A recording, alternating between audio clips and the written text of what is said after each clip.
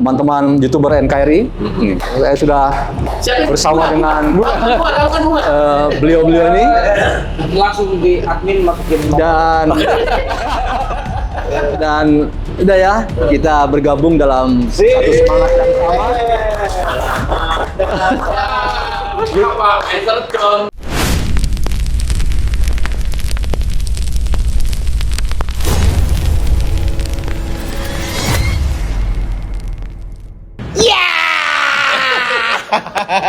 Guys, apa kabar Anda di kesempatan kali ini? dengan segala pikirannya. Ya, Opung Parbelak. Bukan partai politik. Hehehe. Profesor, salam hormat. John Simon, YouTuber NKRI. Profesornya kita. Ini orang-orang pinter, kita berada di tengah orang pinter. Yes. Kok jadi don aku ya? Ya. Jangan. Terima kasih atas pujiannya. Sama-sama belajar nih. Oke, malam Soalnya hari sangat ini. paradok, Bang. Ah. Serius, akademisi, Iya. by data, cengengesan. Nah, kata mereka nggak ada bobotnya, padahal penontonnya banyak. Tapi yang disenangi orang begitu. Iya. Yang jangan dilupakan, Iya. kita punya sejarah, ada pelawak atau komedian yang ternyata mereka ini cerdas-cerdas dan luar biasa. Salah satu salah tiga diantaranya, 3 orang yang namanya DKI, Dono Kasino Indro. Ternyata mereka ada yang dosen-dosen dan juga orang-orang cemerlang. Kita pernah nonton kan bagaimana Dono Kasino tuh selalu film-filmnya yang dulu selalu kaitannya dengan perempuan. ya? Oh, memang itu kemasan. Iya, kemasan gitu. itunya. Padahal mereka ini ternyata akademisi. Iya.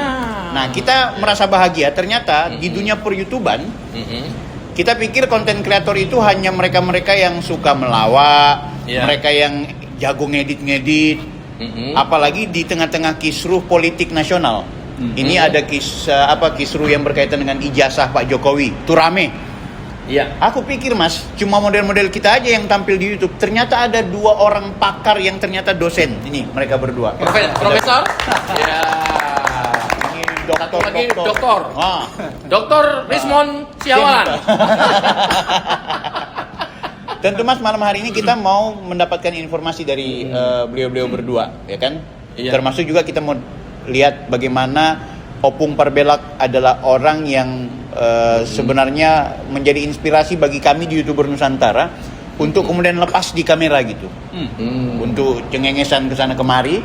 Mas Agri pun ngikut, walaupun akhirnya yang jadi ketua umum Mas Agri gitu. Apa Pung? Ternyata enggak ini. Lanjut dulu ini. Apa? Ternyata baru terbongkar sekarang Bahwa modusnya mereka nggak mau jadi ketum, Heeh. nggak mau jadi terlapor.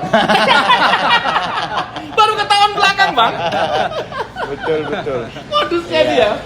Opung dan Mas Agri pendukungnya Pak Jokowi kan? Ya. Dari awal. Iya. Pertanyaannya, orang seperti beliau berdua dengan YouTube-nya yang begitu narasi yang luar biasa, kok mau belakangan memberikan dukungan kepada Pak Joko Widodo?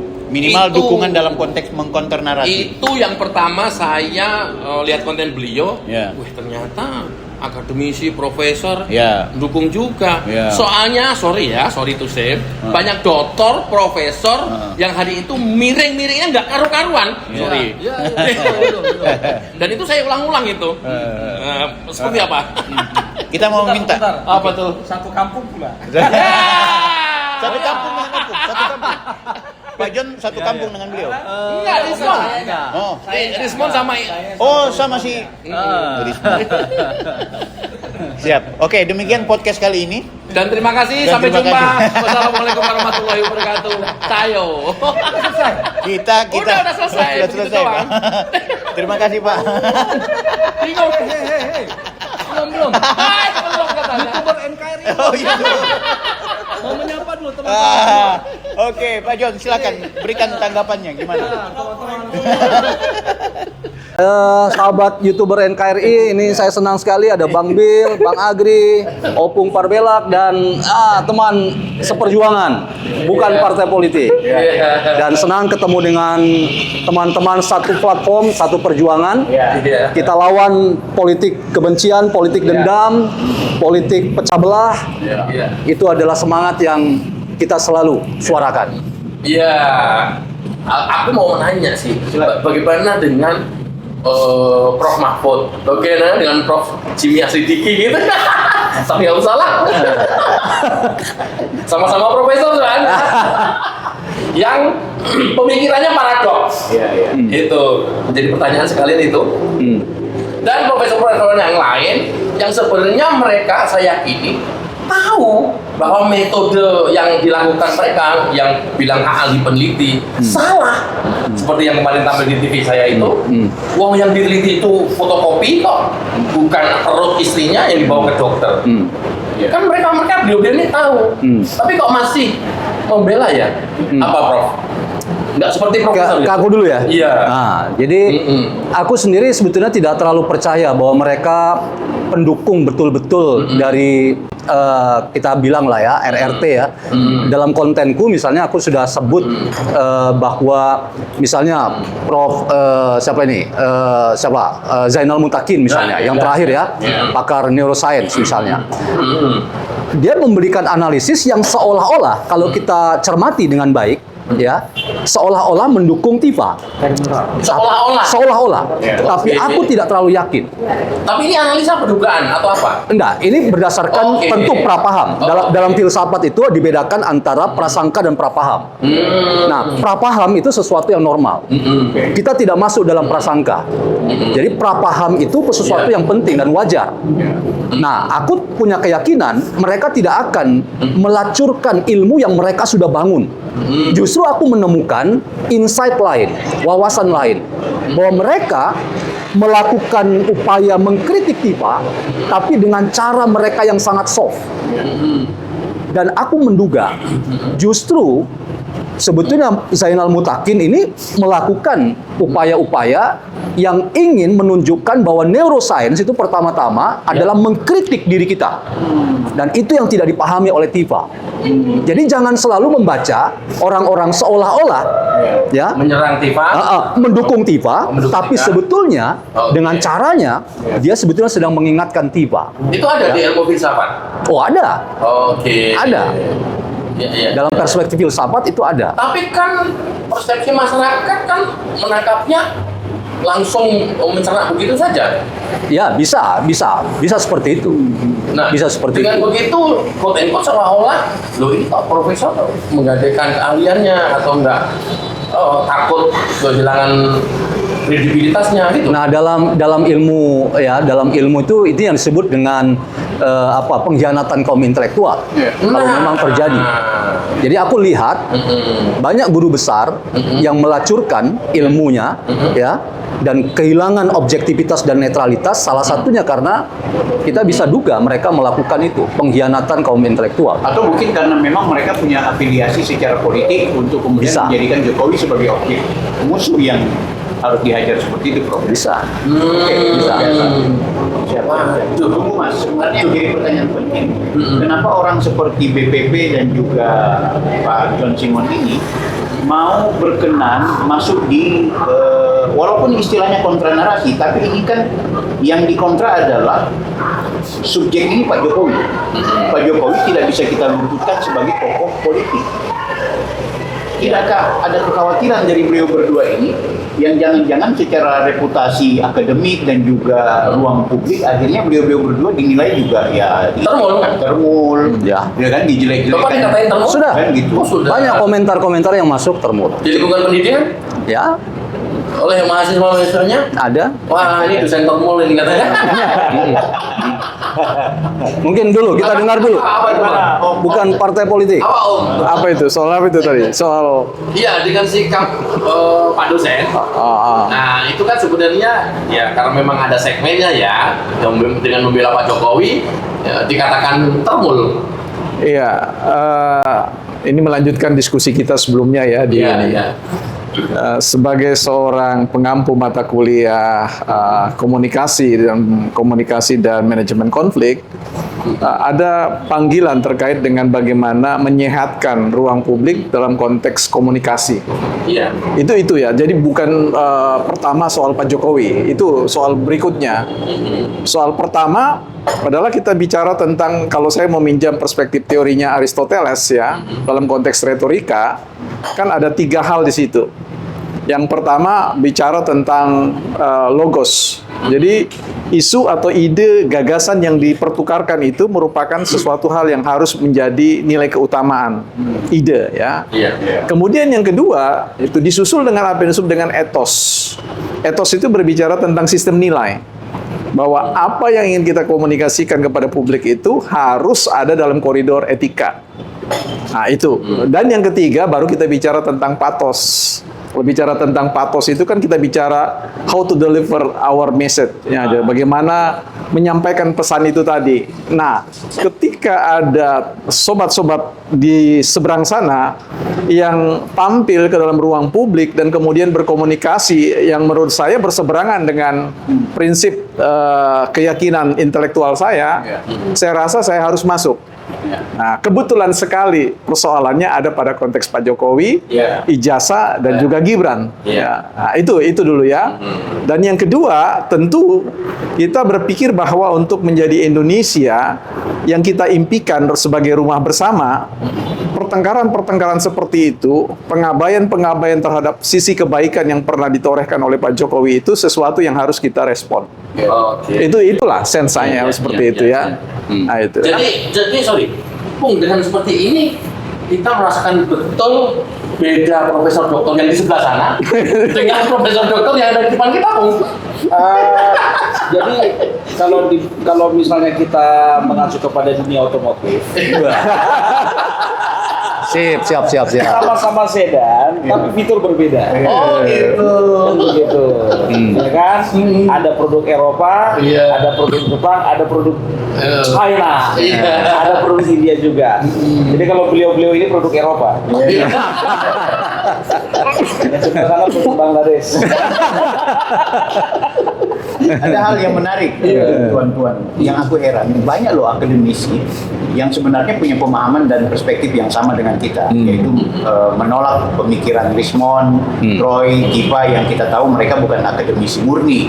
Mereka punya background, punya tendensi, punya sentimen yang kita sudah lihat, ini sudah sangat politis.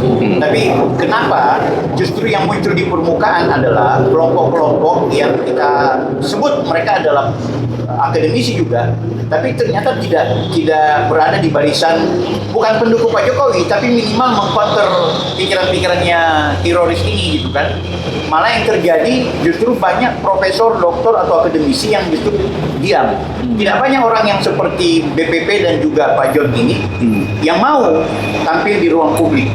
Kira-kira itu karena apa? Apakah karena memang mereka tidak mau terlibat atau mereka justru masuk dalam kategori silent majority? Ya, bisa Gimana jadi. tuh Pak John? Ya, Tapi jadi kalau saya salah dulu. Lebih baik tadi profesor doktor diam dibanding kemudian komentar yang salah total dari fakta yang ada. Nah, yang betul Bapak silakan. Oh, iya. Jadi memang saya menyayangkan ya kalau ada mereka-mereka yang dikategorikan sebagai orang yang sangat kompeten, orang yang punya kemampuan dan punya pengalaman studi, ya. Kemudian tidak bisa mencermati fenomena ini sebagai yang saya sering dalam YouTube saya itu saya sering katakan kita sedang berhadapan dengan sebetulnya penggunaan narasi politik yang penuh dendam, kemudian fitnah, Sehingga menghilangkan logika. Persis. Menghilangkan logika. Persis. Padahal Akal yang sehat intelektual. kehilangan. Kehilangan akal sehat. Dan itu yang saya selalu katakan, kita ingin menjaga kewarasan sosial. Nah, bagaimana untuk kewarasan sosial itu kita jaga?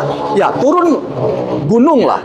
Mereka-mereka yang punya, katakanlah, kesempatan menjadi akademisi, kaum intelektual, supaya kita di sisi lain tidak masuk menjadi orang-orang yang mengkhianati intelektualitas. Spesifik, apa sebenarnya yang menurut tuan-tuan ini antara Richmond, Roy dan juga Tipa yang tuan-tuan anggap mereka ini bermasalah secara atau apa yang bisa di-counter gitu loh? Pertama, kalau dari saya nanti BPP akan tambahkan. Misalnya mereka selalu bilang, ya, bahkan terakhir mengundang Rocky Gerung untuk menjadi ahli, ya, meringankan mereka terkait dengan metodologi. Sorry, menurut saya, dan itu saya sudah bahas di konten saya. Misalnya Refli Harun yang sering bicara, Rocky Gerung yang sering bicara tentang metodologi, mereka nggak paham. Metodologi beda dengan metode.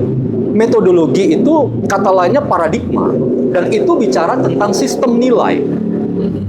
Apa panggilan dari kita sebagai seorang peneliti? Dan selalu, ya karena saya mengajar metodologi, saya selalu bilang ke mahasiswa saya, metodologi sebagai paradigma itu berarti tentang nilai keadilan, kebenaran, kejujuran, solidaritas, dan seterusnya. Dan itu tidak boleh hilang dari kita sebagai seorang akademisi. Nah, dalam konteks itu, problem terbesar dari katanya RRT itu adalah peneliti. Masa peneliti berteriak-teriak, ya toh? Adili Jokowi, tangkap Jokowi, gantung Jokowi. Padahal ilmu pengetahuan itu harus ya menjadi ilmu yang memanusiakan manusia. Tidak ada peneliti yang seperti itu. Jadi problem terbesar menurut saya dari RRT ya dan mereka-mereka yang menggunakan isu ini untuk kepentingan ini adalah problem yang terkait dengan etika publik yang mereka tidak jaga. Itu tuh artinya memang dia itu peneliti, tapi menyalahi prosedur atau metodologinya salah, atau memang bukan peneliti yang berbalutkan peneliti. Ya, bisa jadi seperti Yang itu. mana? Satu atau dua? Bisa dua-dua kemungkinan. Jadi peneliti yang ditunggangi oleh kepentingan politik dendam, fitnah dan kebencian, sehingga menghilangkan kewarasan atau objektivitas atau netralitas, tetapi juga ini menjadi problem dari kenyataan betapa besarnya dendam itu menjadi problem meruntuhkan reputasi seseorang dan logika sehat seseorang. Dan anehnya itu menjadi kemudian seperti diaminkan oleh para guru besar yang nyinyir, yang ada di grup sana, gitu loh. Nah, itulah makanya YouTuber, ya toh, misalnya Tono Saksono, Keren ini. misalnya siapa lagi, Henry Subiakto. Saya sudah pernah bahas itu, ya, Henry Subiakto misalnya. Harusnya mereka paham metodologi paradigma, dan ketika seorang peneliti harus jujur dong. Mengakui kalau yang dipakai itu misalnya bukan ijazah asli misalnya. Saya mewakili pertanyaan dari banyak netizen nih, Prof. Berbicara tentang peneliti, ya. Kriteria seperti apa dan juga bisa Prof sebutkan apa legalitasnya sebagai seorang peneliti? Kan begitu. Apakah Rismon, Roy, dan juga Tifa ini memang betul-betul secara legalitas, secara prinsip bisa disebut dengan peneliti? Secara legalitas apa? Secara asosiasi apakah mereka harus masuk ke dalam asosiasi peneliti baru bisa disebut dengan peneliti, atau secara independen walaupun tidak masuk dalam salah satu asosiasi tetap bisa disebut dengan peneliti? Ya, misalnya terakhir kan Profesor Zainal Mutakin ya, yang membela Tiba ya, bahwa seorang pakar atau ahli seperti dirinya itu tanpa nggak perlu ada sertifikat misalnya, misalnya dari Badan Nasional Sertifikasi Profesi Peneliti misalnya, dan itu seolah-olah meruntuhkan toh. Saya tegaskan dulu. Nah, Pakar sama ahli mungkin relate. Tapi kalau peneliti ini kayaknya ada beda ini. Ada perbedaan apa enggak antara pakar sama peneliti dengan ahli? Pakar sama ahli. Ini seringkali kan yang diminta di persidangan itu pakar sama ahli. Ya, ahli tapi lah. belum tentu peneliti. Penjelasannya seperti apa? ya menurut saya setuju dengan pernyataan Kadip ini ya, siapa itu yang Kombes Imanuddin ya, bersama Kombes Budi Hermanto yang menyebut ya, seorang peneliti itu harus mengedepankan apa yang disebut dengan etika penelitian dan etika publikasi. Apa itu? Respect to person. Nah, kita sering mengajar metodologi, kita wanti-wanti mahasiswa. Respondenmu kalau tidak mau namanya disebut, pakai inisial dan jaga kerahasiaan. Tapi apa yang terjadi? Kebalikannya. Justru subjek penelitian dalam hal ini misalnya dokumen kehidupan Pak Jokowi diumbar habis-habisan. Dan itu tadi yang saya bilang, pelacuran intelektualitas, pengkhianatan intelektualitas itu terjadi. Dan problem terbesar saya itu menurut saya. Ya, betul. Dan memang betul itu. Dari filsafat apa sih? Ya, Oh, saya menambahkan saja ya. Iya. Ini gejala apa gitu? Saya mau menyambung yang disampaikan oleh Pak Simon John terkait dengan perbedaan metodologi dan metode. Kebetulan juga saya sudah sekitar 15 tahun mengajar metodologi riset. Ya. Kalau yang dilakukan oleh Bang Rismond dan juga teman-teman yang lain itu pekerjaan metode.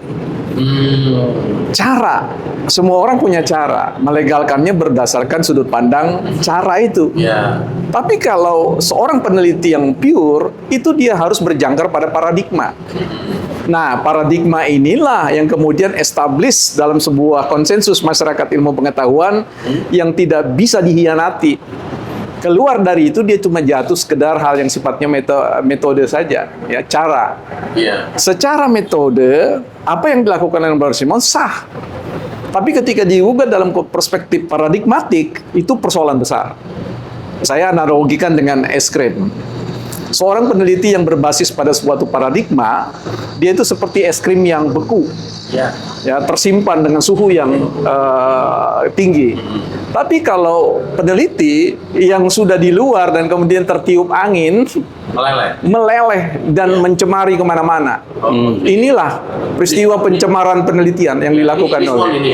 Iya, menurut saya yang dikerjakan dalam konteks ijazah Pak Jokowi itu seperti es krim yang meleleh dan kemudian mengotori banyak, menyusahkan. Jadi apa yang bikin itu? Kepentingan politik kah? Politik dendam kah? Politik benci kah? Ya, saya kira kita bicara tentang hal yang pragmatis ya.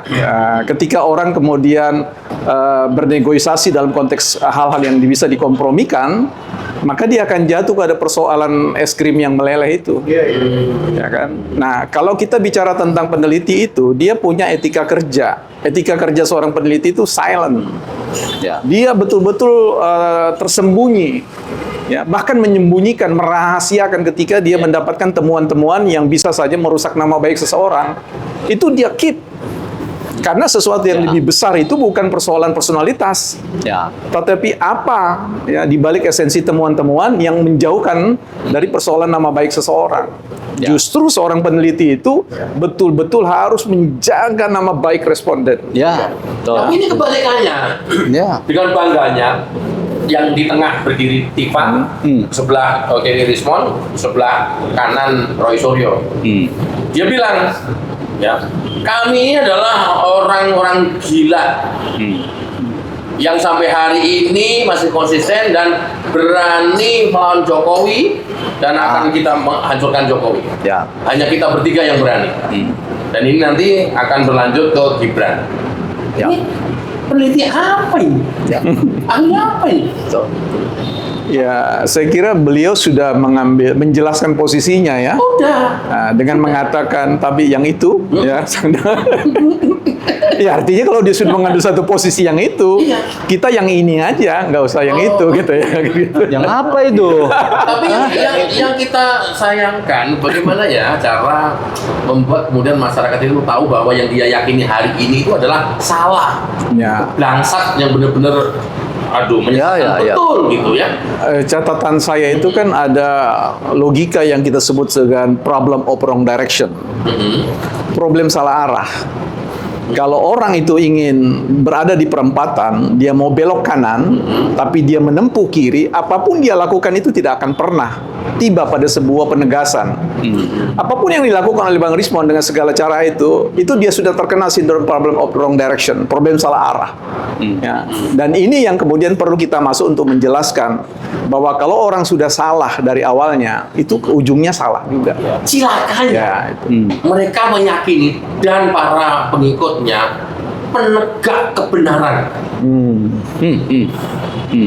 Mereka pejuang kebenaran, penegak kebenaran, yang lain enggak. Nah, kalau saya sering sampaikan juga dalam beberapa kesempatan ya, kita kalau bicara ilmu pengetahuan itu ada dua hal. Keyakinan ontologi tentang kebenaran itu harus dibarengi dengan kerendahan hati epistemologi. Bahwa yang kita cari itu adalah kebenaran memang. Tapi kebenaran itu selalu relasional. Dan tidak pernah kita kemudian jatuh pada arogansi kebenaran ketika memaksa orang untuk mengikuti apa yang kita yakini sebagai kebenaran. Itulah kemarin aku dibisikin beliau, makanya saya bisa menghajar Kurnia. Nah, Loh, kalian itu kok merasa benar sendiri? iya, betul. Yang lain kok merasa demokrasi sendiri? Iya, itu dia. Kemudian yang lain nggak boleh. Nah, Saya dibisikin beliau. ini nih. Sejak kapan komunikasi sama mereka? Nah, Itu kemarin yang saya hajar. betul, aku dengar. Iya. Aku Loh, dengar. enak sekali. Betul. Demokrasi hanya pilih kalian. Betul. Kebenaran milik kalian. Orang lain kemudian salah. Luar biasa itu. Itu namanya arogansi kebenaran. Oh. Arogansi pengetahuan. Nah, saya lupa. Yang bisikan yang ini tadi belum saya sampaikan. Nah, itu masalah terbesar ilmu pengetahuan. Makanya muncul istilah pengkhianatan kaum intelektual. Karena main paksa-paksa. Oh, oke. Dan anehnya di republik ini, ya, banyak yang kemudian mengaminkan pendapat mereka. Iya. Nah, justru disitulah kita hadir untuk melakukan kontra narasi. Supaya ada keseimbangan, gitu loh. Karena memang selain kesalahan berpikir serta hal-hal yang tadi tuan-tuan sampaikan, ada satu karakter yang memang mereka menjadi khas milik mereka, yaitu kemampuan manipulatif.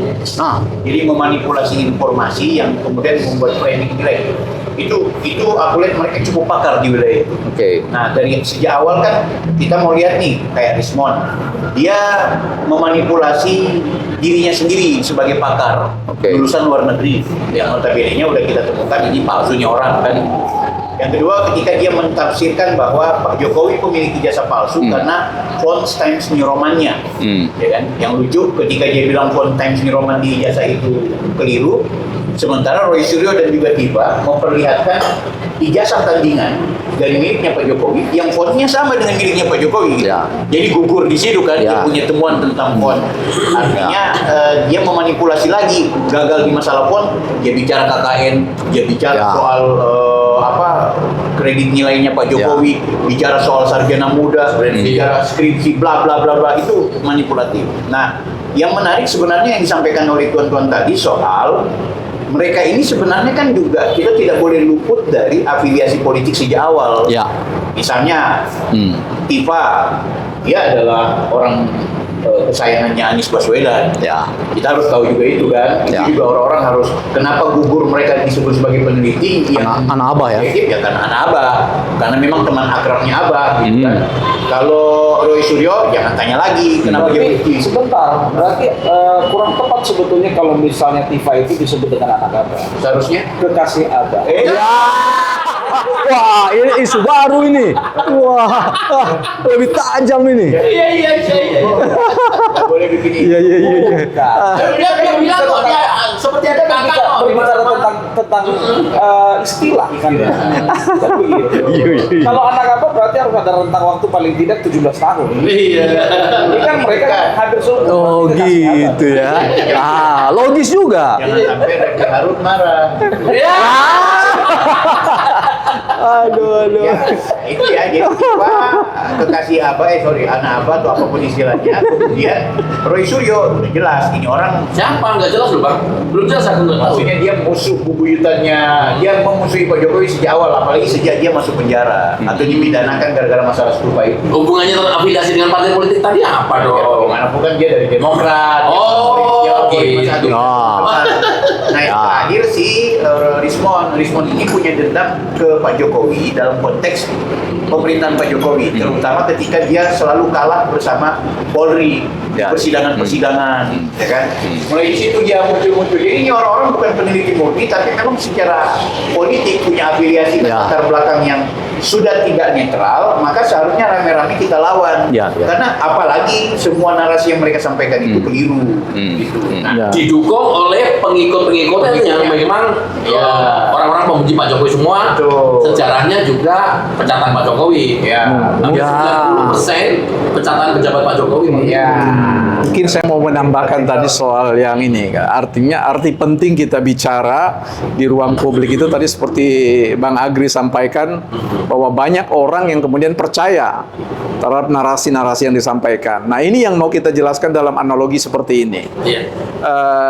Saya menggunakan juga sindrom rel kereta api untuk menjelaskan Apa itu? Sindrom rel kereta api itu bahwa seperti kita waktu SD itu ya, Waktu SD kan kalau gambar gunung itu kan selalu lancip begini tuh. Dan ada dua. Ya, ada gua gunung. Persepsi kita adalah bahwa jalan itu menuju pada satu titik. Padahal kalau kita jalani dia terpisah. Nah, sama dengan rel kereta api tadi. Kalau kita berdiri di tengah-tengah rel kereta api dan memandang lurus ke jauh, itu rel kereta api seperti menyatu. Nah, inilah yang dipersepsi kepada publik seolah-olah supaya bahwa ijazah Pak Jokowi palsu. Dan itu dilihat sebagai rel kereta api yang menyatu. Tugas kita lah yang kemudian mengatakan tidak, mari berjalan bersama kami tunjukkan bahwa itu tidak seperti itu.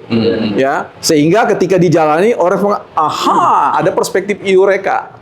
Ya, ternyata asli, paten 100% seperti itu. Nah, itu kalau kita definisikan dalam konteks perspektif definitif, ya, definisi tentang politik itu kan memang semua orang harus berjalan bersamaan.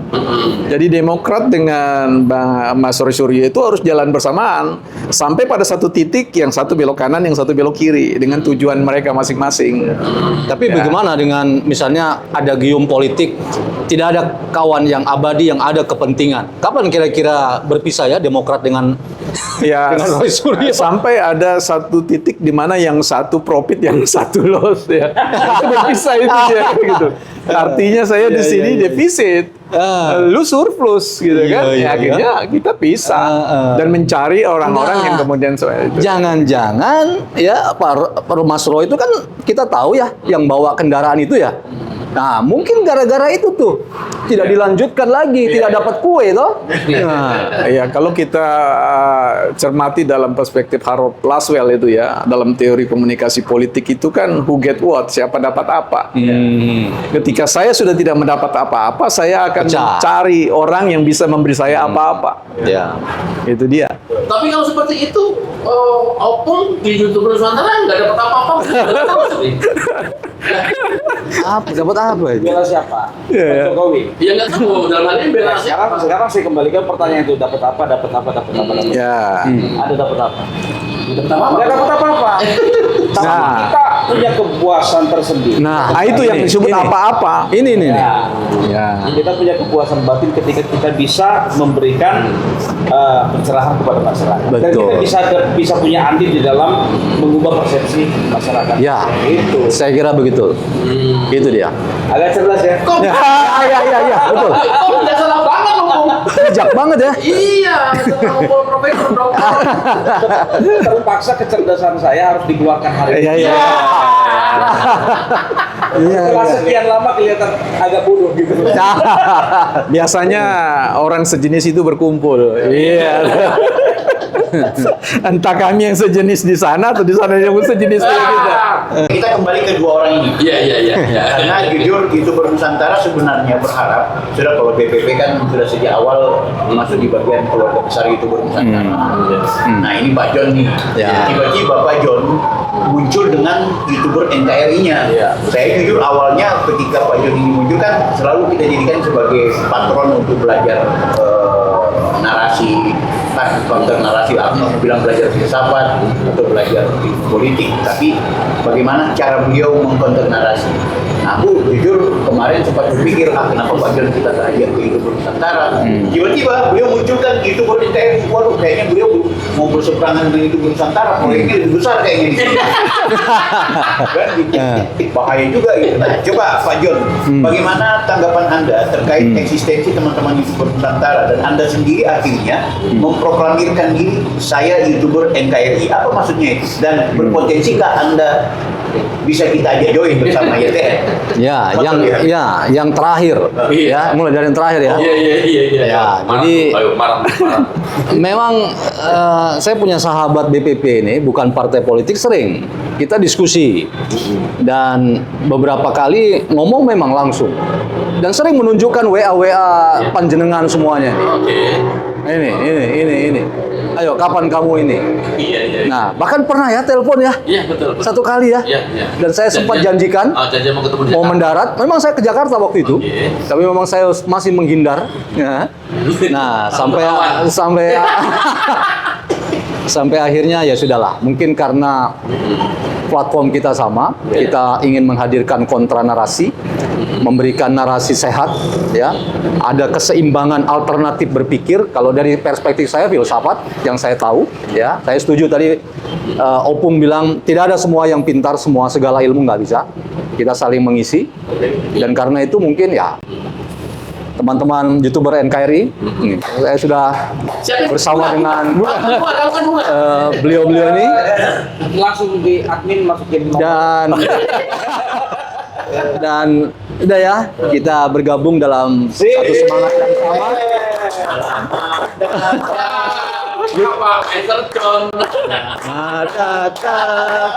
YTNKRI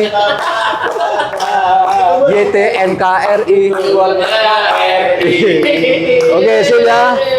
Oke, kalau bukan partai politik kan sudah sejak awal Ya. jadi bagian dari YouTuber Nusantara. Dan ini menarik bahwa ada pernyataan beliau tadi, ini ada satu frekuensi yang sama kita. Nah, tanggapan Tuan yang sudah merayu sama beliau, Ya, ini menarik ya. Sebenarnya kan rumah besar kita itu kan Nusantara. Sebelum Nusantara establish sebagai negara, state, dia kan bicara tentang Nusantara toh. Jadi tidak mungkin NKRI itu rumah besar. Jadi Nusantara itu rumah besar. Nah, Begitu ini ya. dia nih. Nah, kemudian kita bicara tentang mengartikulasi tugas dan tanggung jawab. Kalau NKRI yang sudah masuk dengan YTN itu punya tugas bagaimana menteorisasikan, ya, mengkonstruksi ya kehidupan dalam perspektif ketatanegaraan. Ya, nah, buat teman-teman kita semua dalam konteks kerja-kerja kenusantaraan, kita itu grassroots.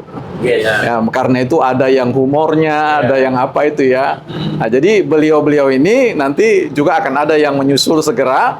Itu memang bertugas untuk menghadapi. Ya, kalau ada pihak-pihak yang antitesis terkait dengan tujuan bernegara dan bernusantara ini, ya kita akan kasih porsi. Jadi kita menunggu saja, wait and see. Ya, bukan berarti kita tertidur. Ya, ini yang menjadi sebuah catatan saya seperti itu. Gitu ya. Gua mesti nyambut nih gua nih. Iya. Sambutan ketua umum itu. Memang kami komunikasi sama beliau itu udah lama dan itu kami yang berusaha terus intensif ya, terutama beliau. Nah, beliau dulu yang sudah kena rayu gitulah ya. Bukan berarti beliau nggak kena rayu gitu. Memang waktu beliau aja yang mungkin masih sibuk karena beliau kan semua sibuk. Nah, kalau hari ini kemudian pas ada acara di Makassar, Ya. kita sempat ketemu. Sebelumnya juga yang melatar belakang ini adalah obrolan panjang lebar, masing-masing kita profiling. Cuman ya, walaupun kita belum lengkap mendapatkan profilingnya beliau, tapi oke lah. Menyambut besar atau menyambut baik, kami seluruh teman-teman di Nusantara tentu kedatangan Bapak. Itu tadi semangatnya kita adalah NKRI meluruskan yang hoax dengan berbagai macam warna yang ada hari ini sekarang dan mempunyai segmen sendiri-sendiri. Nah, ini menjadi kekuatan yang luar biasa. Welcome YouTuber Nusantara. NKRI. Yo, Welcome to YouTuber Nusantara. Keren. Kita rayakan. Saya akan bikin thumbnail malam hari ini bahwa seorang profesor bergabung di YouTuber Nusantara. Itu value-nya itu. Iya. Mulai cengar-cengir kelompok di sana. Jadi selama ini YouTuber Nusantara itu orang-orang cengengesan, termul yang SDM rendah, saling tahu. Oh iya. Saling tahu. itu selalu punya stereotip yang nggak baik buat kita gitu. Padahal ini orang nomor satu di Angkasa Pura dulu. Angkasa Raya gitu ya. Angkasa Raya. Ini pemilik lembaga bahasa yang luar biasa. Dua orang ini dosen. Udah nggak perlu diterangkan lagi. Saya aja yang suka minum air putih. kita rayakan dengan pesan menu yang paling enak di restoran ini. Iya. Ini ada bohir ini, ada bohir. Ada. Oh, ada bohirnya ya? Bohirnya di mana nih? Ketua ketua ya. Sudah fix ya? Fix ya. Nah, jadi nanti kami berdua mengisi sesuatu yang lain. Yes. Ya, untuk mendudukkan YouTuber Nusantara ini juga bukan kumpulan orang-orang yang tadi tuh SDM ini atau semuanya. Oh enggak. Kita naikkan marwahnya. Ke depan mungkin kita usulkan ya ada proses profiling dari YouTuber Nusantara itu. Di samping ada konten-konten yang kita sharing di ruang media sosial, kita perlu segera menerbitkan sebuah buku. Yang tadi itu. Yang tadi itu. Ya, sebuah buku, dan setelah sebuah buku supaya ini menjadi semacam apa ya, pesan yang kita sampaikan kepada siapapun bahwa kita berbasis pada data. Dan setelah itu kita akan tegakkan yang namanya lembaga riset publik. Ya, jadi YTN itu bukan sekedar kita bicara omon-omon ya, tetapi memang betul-betul panggilan berbangsa dan bernegara ini perlu kita jawab. Ya. Nah, sehingga saya yakin bahwa kita tidak berafiliasi kepada partai manapun, tapi kita siap hadir di partai manapun karena memang legitimate toh, seperti itu. Jadi kita bukan PSI, kita bukan PDIP, kita bukan PKB, tapi kita ada ketika mereka membutuhkan kita. Kira-kira begitu. Secara teknis, Ketua Harian menyampaikan ada channel YouTuber Nusantara yang memang ini korporasi. Nanti Prof sama Dokter bisa ngisi rubrik di situ. Di samping juga yang punya masing-masing. Seandainya ada waktu. Nah ini ruang yang cocok sekali ya untuk mengedukasi masyarakat. Di samping juga ini. Mungkin Abang bisa nambahkan. Jadi memang kita YouTuber Nusantara itu ada 2 kanal YouTube yang kita kelola. Pertama Nusantara Podcast. Yang kedua adalah YouTuber Nusantara itu sendiri. Ini 2 kanal YouTube. Di luar masing-masing punya kanal yang dikelola. Nah, khusus YouTuber Nusantara, kita memberikan ruang ke kreator-kreator YouTuber Nusantara untuk bisa memberikan pesan-pesan moralnya lewat konten. Tentu isunya adalah isu-isu yang kontemporer, termasuk masalah ijazah dan lain-lain sebagainya. Silakan BPP dan juga Pak John bisa membuat konten entah 1 minggu 1 kali, 1 minggu 2 kali, terserah. Pas ada waktu yang tepat, silakan untuk kemudian membuat konten yang nanti dikirim lewat WA atau lewat email. Kemudian nanti kita akan edit.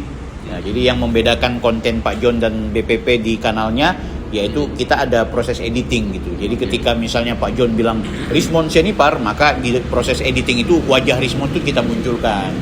Seperti itu aja jadi yang membedakan. Tapi intinya kenapa kanal YouTuber Nusantara ini harus kita kelola? Karena ini menjadi wadah kita bersama. Silakan masing-masing Opung dengan kanalnya, Mas Agri, saya juga. Tapi kita tidak memaksakan gitu. Tiba masa kalau kemudian YouTuber Nusantara ini sehat secara finansial, kemudian kita dapat profit dari hasil YouTuber Nusantara itu, kanal YouTube itu, maka tentu teman-teman yang sudah menjadi partisipan akan kita distribusikan juga ibaratnya honoriumnya lah, ya kan? Jadi share profitnya. Ya, share profitnya gitu. Nah, ini supaya membuktikan bahwa kita tidak ada afiliasi tidak hanya politik tapi afiliasi secara ekonomi dengan pribadi Pak Jokowi, Mas Gibran, termasuk juga dengan partai politik yang lain. Bahwa kemudian kita berharap bisa bertemu dengan Pak Jokowi, berharap bisa bertemu dengan Mas Gibran, itu adalah kebanggaan sebagai warga negara. Tidak ada termasuk dengan Pak Prabowo, utamanya Pak Prabowo gitu kan. Ya, kenapa kita belum sebut? Karena memang belum pernah bertemu dengan beliau.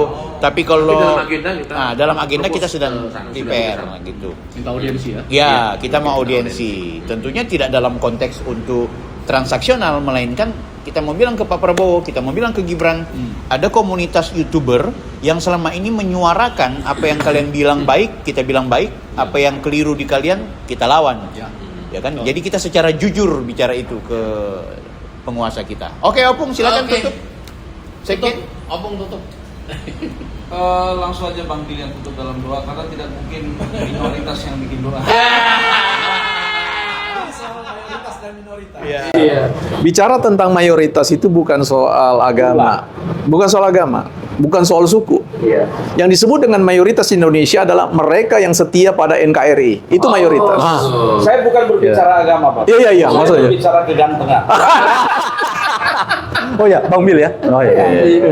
Aku harusnya minoritas. Iya. Kembali kayak tadi lo bilang lo yang minoritas. Anda yang mayoritas. Yang mayoritas Terus gantengnya maksudnya. yang mayoritas itu yang subscribernya yang besar itu mayoritas. Iya. Oh, kalau yang besar saya. Oke, teman-teman, ini kalau dilanjut bakal ribut nanti. Kalau ribut ini minjam bisa dibalik-balikin, nggak jadi gabung. Tentu ini adalah sangat bermakna sekali dan mudah-mudahan ada kelanjutan untuk kita bisa ngobrol-ngobrol seperti ini, ya mungkin di Jakarta atau mungkin di kota-kota lain. Siap. Saya Agri Fanani. Saya Opung Parbelak. Bang Bill offside. Saya Simon John official, Bukan YouTuber partai NKRI. bukan partai politik. ya. Oke, assalamualaikum warahmatullahi wabarakatuh. Ciao, selamat Ciao malam. semuanya.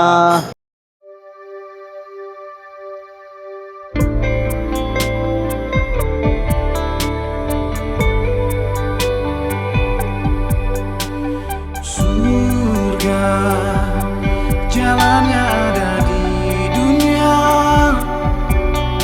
Setelah meninggal dunia tak ada lagi kesempatan untuk bertakwa.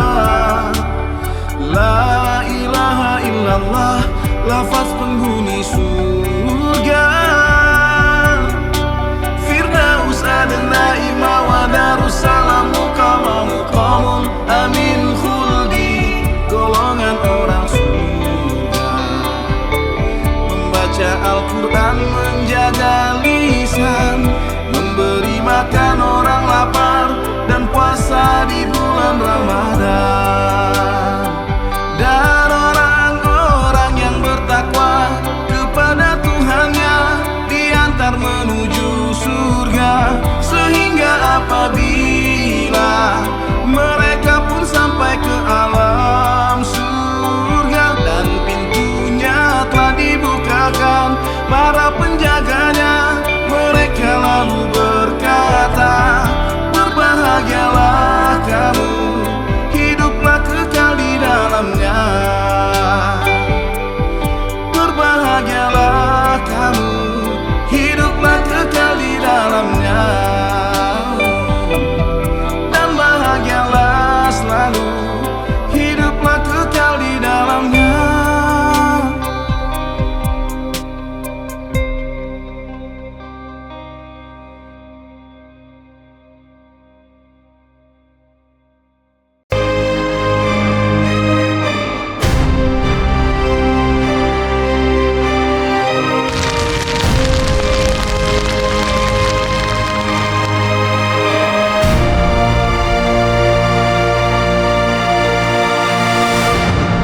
YouTuber Nusantara.